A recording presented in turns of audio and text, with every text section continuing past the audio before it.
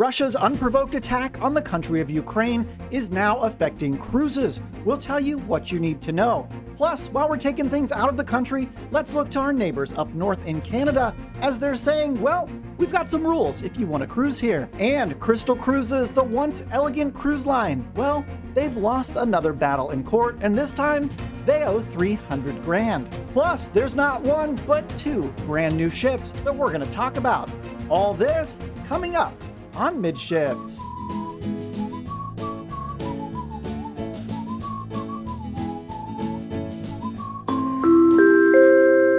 Hey, welcome to the Midships channel. I'm Corey. Let's get into today's cruise news, and we're going to start with everything that's going on between Russia and Ukraine. There's a humanitarian disaster brewing, all at the hands of Vladimir Putin from Russia, who's unprovoked invaded a country that he has no business being in, and it's going to affect the cruise industry as well, because Norwegian Cruise Line, they service up there, P&O. There's several other cruise lines that not only service the Black Sea, the Baltic Sea, St. Petersburg. There's all types of cruises that are kind of sailing in that region. So let's take a quick look at a map so you can kind of get a better understanding for kind of where these cruises are coming or going and where the conflict is actually taking place. Let's check it out from Google Maps. So as you can see here, this is the Ukraine right here. This is Kiev or Kiev. That's the capital of the country there. And I actually did do a Google Maps directions up to Moscow so you can see just how close the two capitals are. It's a 12-hour drive apart, not even. So you may be asking, how does this relate to cruises? Well, let me explain to you.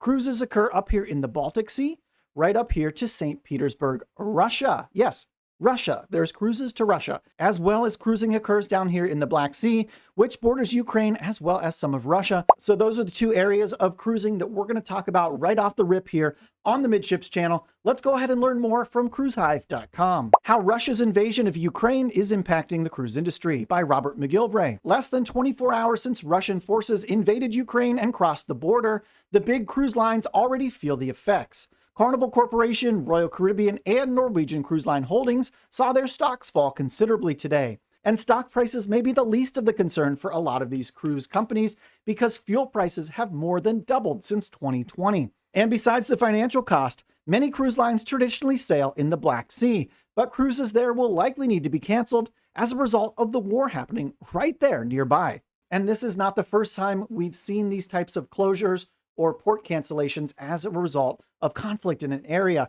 because back in November of 2014, most, if not all, cruise lines canceled their cruise season in the Black Sea amidst the turmoil at the time between Russia and the Ukraine. This is part two of that same turmoil.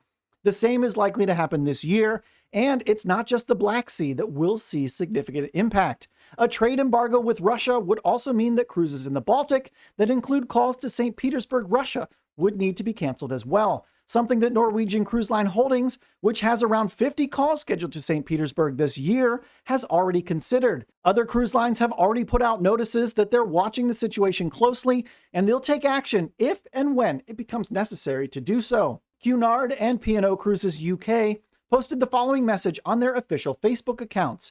In light of the current situation evolving in the Ukraine, we continue to monitor this situation very closely. And a third UK-based cruise line, Saga Cruises, has already rerouted an upcoming Black Sea cruise, according to a Saga spokesperson. For those who thought the difficult times were finally behind us, today proves once again there's always something new lurking behind the next corner. Today, though, our thoughts are with the thousands of Ukrainian crew members on board cruise ships, far away from their country that's in turmoil, and with the hope that they too can return to their homes in peace. And I couldn't agree more with what the author Robert McGillivray wrote there right at the end of the article. Our thoughts, our prayers, our hopes, and our financial support should be going to the people of Ukraine. And as a quick follow-up to that reporting on Ukraine, I do want to show you a little article coming from US News and World Reports about Norwegian Cruise Line. This is coming from Reuters, and it's actually confirming that NCL is canceling sailings to Russia and Ukrainian ports. They're looking for other alternative options as we speak. I promise there's going to be some good cruise news later on in this episode.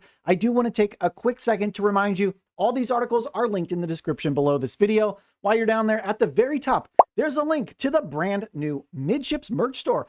I have some really cool t-shirt designs in there. I encourage you to check it out. Maybe pick one up for your next cruise. And last but not least, I do want to draw your attention to my Amazon influencers link. There you can find all of the cruise items that I take with me on every single cruise, like passport protectors, luggage tag protectors, magnetic wall hooks for your cabin, all sorts of things you didn't know you couldn't live without until you did. Thanks so much for checking it out. Now let's get back into the cruise news, and it's another bad day for Crystal Cruises, if they even exist anymore. Let's learn more from cruiseindustrynews.com. Freedom Fresh, a supplier for Crystal Cruises, has received over $300,000 following legal action against the company, as the produce supplier confirmed it had indeed received the money in a recent court filing. Altogether, Crystal Cruises owes Freedom Fresh nearly $500,000. However, it was settled out in court for $322,000. So obviously, there's not much more to say about that story. The saga of Crystal Cruises, man, it just gets worse every single time we have to report on it. Hopefully someday these 3 beautiful ships that they have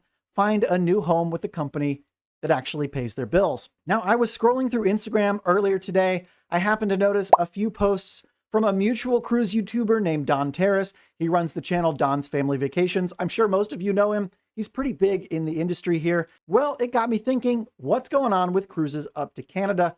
Are we even going to be able to go there? And, well, we might actually be able to. Let's learn more about it from cruisecritic.com. By Aaron Saunders, Transport Canada lays out rules for cruise ships, requires passengers and crew to be vaccinated. After months of waiting, the cruise industry got a glimpse of Transport Canada's guidance for cruise operators intended to call in Canada in 2022, with rules that include restrictions on vaccine status and testing, amongst others. Transport Canada had previously banned all cruising from Canadian waters for the past 2 years in response to the pandemic, a move that prompted Alaskan officials to seek and receive an exemption to the Passenger Vessel Services Act. But with all that behind us, now Transport Canada has officially released guidance for cruises hoping to sail from or to Canadian ports this year. But rather than things just being a green light to resume operations, Transport Canada, well, it's more of a yellow light, not quite a red light, but definitely a solid yellow light, or as the author writes, solid amber. Interesting. Maybe he's Canadian. Is that what you all say up in Canada? You call them amber lights instead of yellow lights? You have yellow lights? I was not old enough to drive last time I went to Canada, so I quite frankly don't know, and I was probably had my nose in a Game Boy. All right, let's get back into the article. According to the new guidance from Canada, all passengers will require proof of vaccination to set sail, visit, or disembark any Canadian port of call. This will also affect cruise ships that don't even begin in Canada, but just come to a Canadian port. Currently, only fully vaccinated travelers may enter Canada.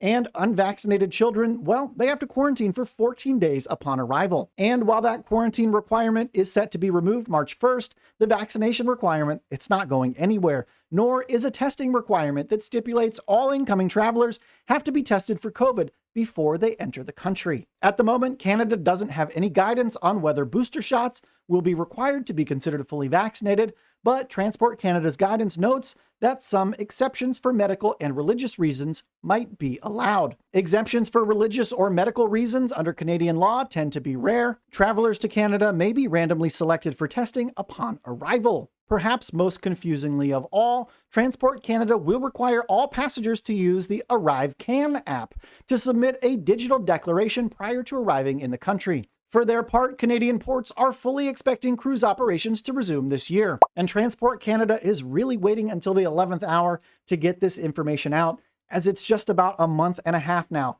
before the first ship arrives in Canadian waters. Okay, I heard you. You're tired of the bad news. Let's get some good news, and it's coming from Virgin Voyages. Did you know they have 4 cruise ships, even though they're literally operating 1 at the time of this recording, almost 2.